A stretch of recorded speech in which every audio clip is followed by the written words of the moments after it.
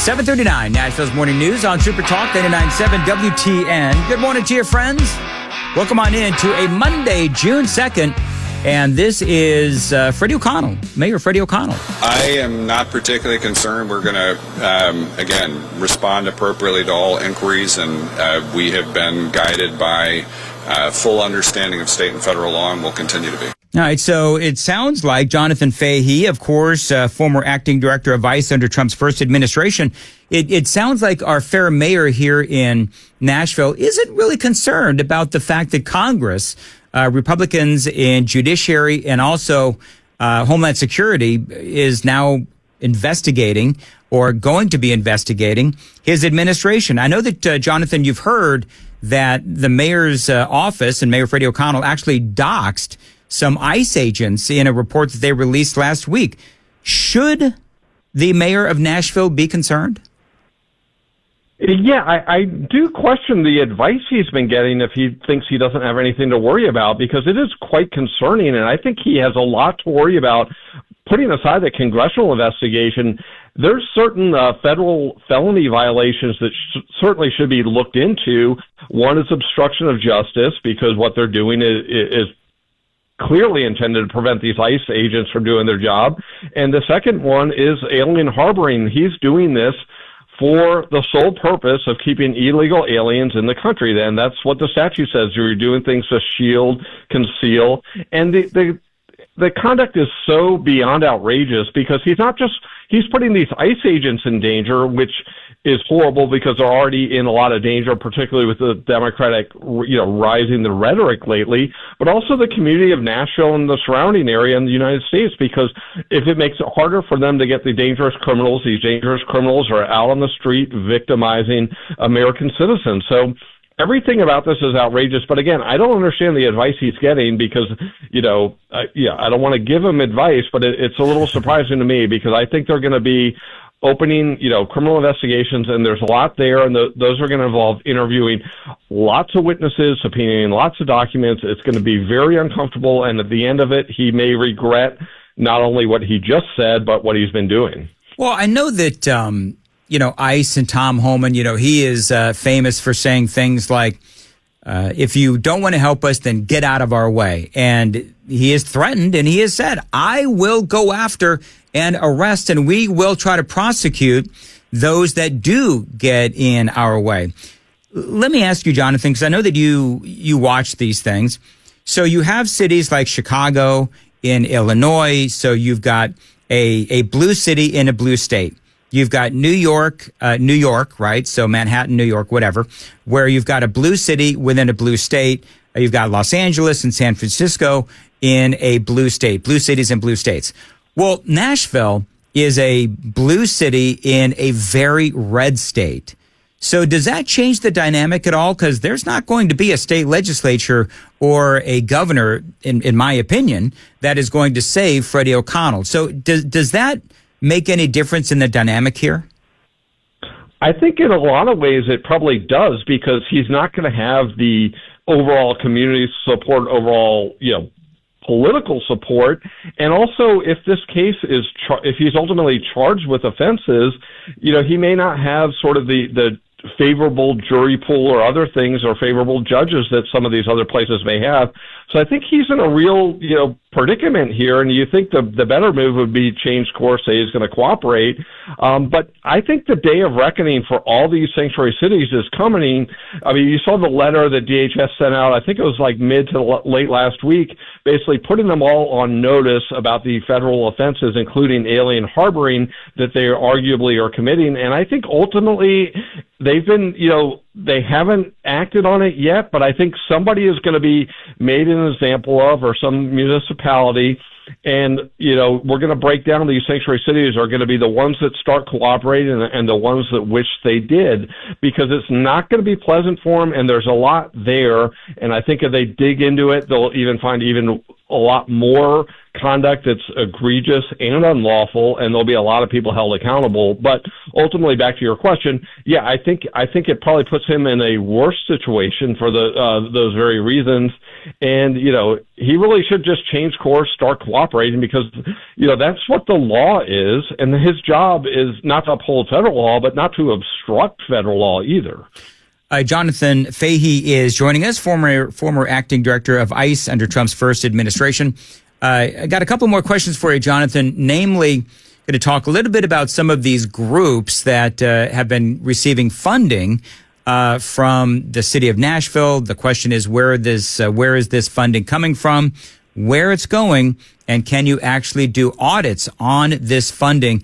That and a couple of other questions as well as we continue to cover this ever-evolving story. It is 7:45. Time to check the roads on WTN. Weather for today, no rain, high of 88, partly cloudy as well. Right now, 68 at Super Talk 99.7 WTN. Jonathan Fahey, former acting director of ICE under Trump's first administration.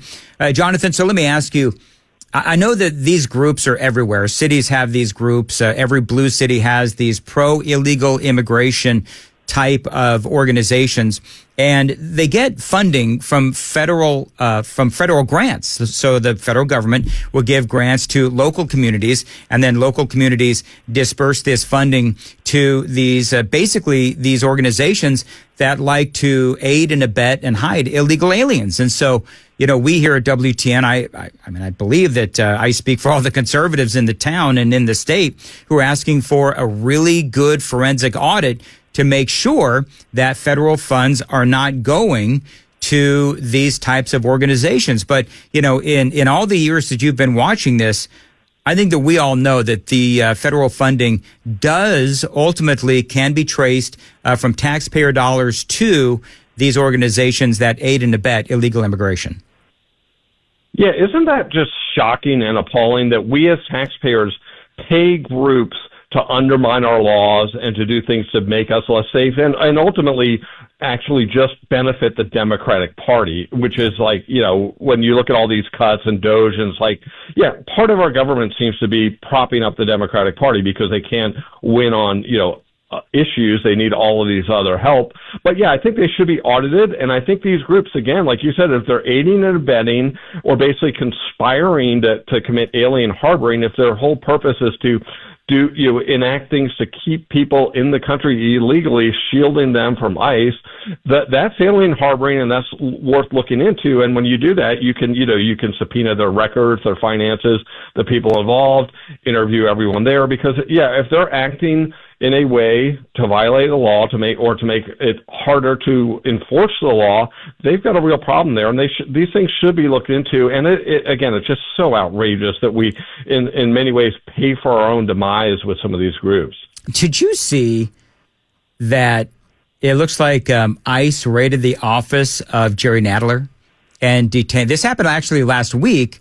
I think it happened on Wednesday, and this just, I don't know, it seemed like it was breaking news over the weekend, but the headline from the Daily Mail, chaos erupts as ICE raids office of top Democrat Jerry Nadler and detained a staffer. And I'm just wondering if this is sort of a warning shot for the rest of these people, whether at the federal level or at the local level, that, if you get in the way of ICE doing our job, we'll raid your offices too. Yeah, I think we're getting to a head with these things because, again, under the same principle, Congress, passes these immigration laws, and then at the same time, the Democratic members of Congress do everything they can to prevent the enforcement of these laws. And, I do think it's coming. And you've seen the Democrats really ratchet things up lately. I mean, now it's just standard. It seems like a standard talking point to call ICE agents members of the Gestapo, because it wasn't just, Governor Tim Walz. I think there's other people doing it as well. So they've really ratcheted up the rhetoric. They've purely condoned violence against ICE agents. I don't think anyone has stood up against the congresswoman that was arrested and the others that were assaulting ICE agents. Every Democrat lined up behind her, and none of them lined up behind the ICE agent, which is truly appalling. Even if your view on immigration is whatever it is, I think you should stand up for law enforcement. But they never miss an opportunity to defame law enforcement, and now they support assaults on them. But I do think it's coming. it's coming to a head in a lot of ways. And I think these politicians, are probably going to have to learn, a tough lesson if they keep obstructing law enforcement. They can say whatever they want, and that's their job, but they can't obstruct. And I think that's the line that's being crossed in some of these cases. Is this the kind of thing, Jonathan? I got a two-part question. Number one, so is this the kind of thing, let's say that, ICE comes in and they ultimately, in Homeland Security and judicial and all, they come in and decide that Mayor O'Connell did break the law. And perhaps maybe another state representative, Afton Bain, who basically did some other like things to help the illegal aliens evade ICE. So is this the kind of thing that might ultimately go to the Supreme Court? I mean, or is this just basically, look, you broke the law. This is the law. This has already been vetted judicially, and now you're going to have to pay the consequences. Yeah, I don't know what the sort of Supreme Court issue would be there. They probably sort of say some sort of immunity as their job as mayor, some sort of separation of powers issues. But I don't think it would really ultimately work or go to the Supreme Court, because it's just simply a mayor, if the facts are true, if they're enacting policies to harbor illegal aliens and to obstruct justice, I think that's really something that would just be prosecuted on its own and on its merits. Certainly, he would get the high-powered lawyers, and they'd probably try, just like they're doing with a judge in Wisconsin, trying to, actually create issues that aren't there. But ultimately, this is pretty straightforward. He sees a federal law he doesn't like. He thinks is to his advantage within the Democratic Party to do these things, which in fact it is. It elevates him in the party. And so I don't, but there is really it's not like this is a state issue versus a federal issue. He is injecting himself into federal law enforcement to try to prevent it. And that's something that's not permissible under any theory that I can see or think of. Let me ask you this, and I'm not a lawyer, clearly you are, but the mayor came out and he said, oops, it was our bad that we doxed these ICE agents. And he didn't apologize. Is there a legal reason why the mayor cannot simply come out and say, oops, my bad, we're sorry that we put your lives in danger? Is there a legal reason why he can't simply apologize to these ICE agents? My guess is he doesn't want to make admissions that they did something wrong or that it was intentional and things like that. So he's trying to walk that fine line, because, if he admits that it was intentional, it sort of goes into these obstruction, charge that, okay, you did this intentionally, so you were trying to thwart them in doing their duties and also put them in danger. So I think that's probably the reason. But I think politically and even legally, he'd probably still be better off saying, hey, this was a mistake. I apologize. These guys are out there working hard to keep us safe, and we should do everything we can to keep them safe. I think that would help him a lot, quite honestly. But I think he's getting legal advice, and who knows how it will unfold, but it may not put him in the best situation down the road. All right, Jonathan Fahey, former acting director of ICE under Trump's first administration. Appreciated. People can follow you on Twitter or X, John for Fairfax, and it's all spelled out, JONFORFAIRFAX. John for Fairfax on X. And Jonathan Fahey, as always, appreciate you being here on Nashville's Morning News on Super Talk 99.7. It is 7:53. And Jay Harper is in the WTN newsroom, Dan, and he's got the latest today. We've got a story for you, kind of interesting as to what the Texas legislature has done, and it affects their local sheriffs accepting some federal responsibility. Interesting stuff. And we'll also have more on the proposed meeting between Russian and Ukrainian delegations. Supposed to happen today. We'll have those stories coming up at 8 o'clock on Super Talk 99.7 WTN.